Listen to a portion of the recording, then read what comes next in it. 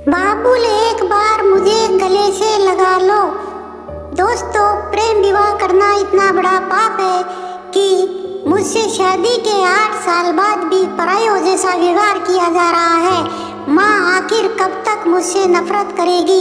काश पापा होते तो वो मुझे जरूर माफ कर देते और मुझे और मनोज को अपना लेते।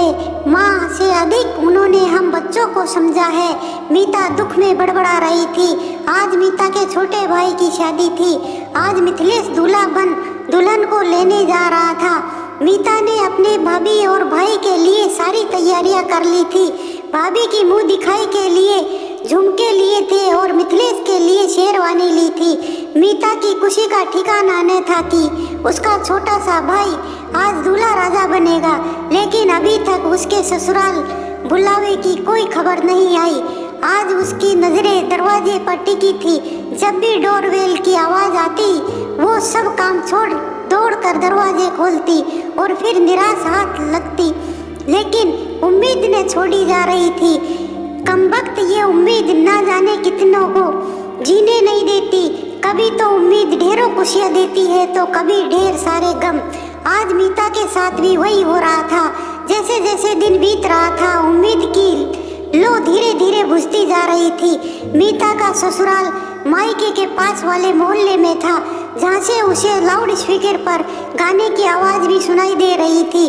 मन में तो इतनी झटपटाहट हो रही थी कि बस कैसे भी वो वहाँ पहुँच जाती। एक एक रस्म की उसे अनुभूति हो रही थी और खुद से ही बड़बड़ाई जा रही थी। मनोज उसकी मनोदशा समझ रहा था, लेकिन वो भी कुछ नहीं कर पा रहा था। स्वतः वह अतीत में खो गया।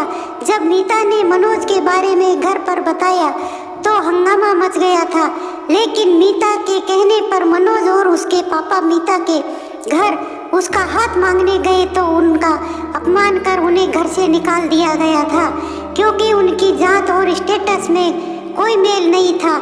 उस समय मीता के पापा मम्मी ने साफ कह दिया था कि अगर उस लड़के से शादी करनी है तो खुद कर लो, हम नहीं करेंगे उस लड़के से तुम्हारी शादी।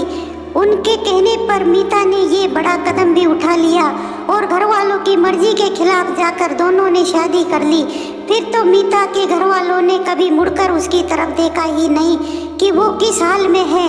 सबने उससे रिश्ता तोड़ लिया, लेकिन मीता हर पल उनको ही जीती रही। 2 साल पहले मीता के पापा चल बसे। अंत समय में वह मीता को देखना चाहते थे, लेकिन उसकी माँ ने उसे घर की दहलीज पर आने नहीं दिया। अब तो ऐसा लगता है कि शायद ही वो हमें माफ करेंगे। सुनो सुनो, कहाँ खोए हो? मीता ने मनोज के कंधे पर हाथ रखते हुए बोला। अरे कहीं नहीं, तुम बताओ क्या कर रही हो? आपको मिथिलेश का फोन आया था क्या?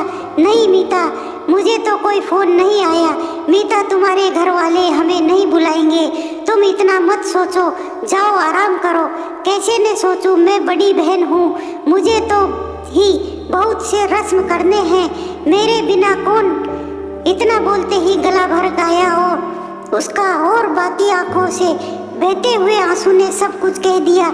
सुबह से रात हो गई और साथ ही साथ मीता की उम्मीदों ने दम तोड़ दिया। मीता रोते रोते यही कह रही थी कि पापा मुझे माफ कर दो, एक बार मुझे गले लगा लो, माँ मुझे अब तो गले लगा लो। शायद अभी बहुत लंबा इंतजार लिखा था उसके नसीब में अपनों का प्यार और सम्मान को वापस पाने में। धन्यवाद दोस्तों। कहानी अच्छी लगी हो तो लाइक और सब्सक्राइब करना ना भूलें। दोस्तों, प्रेम विवाह करो पर अपनों की सहमति से करो। अपनों की सहमति के बिना जो मीता का हाल है वही